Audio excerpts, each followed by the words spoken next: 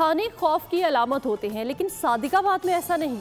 थाने में शादी ब्याह के बाद अब सालगिरह की तकरीब भी मुनक्किद हो रही है।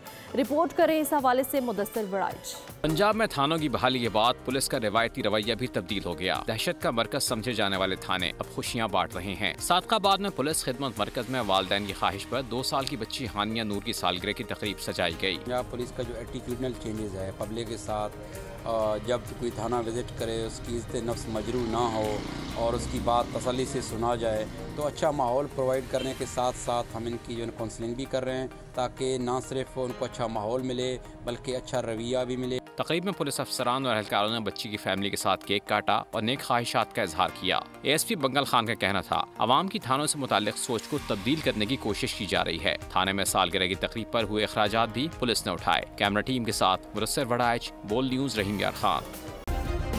सब्सक्राइब करें और बेल दबाएं ताकि कोई खबर रह न जाए।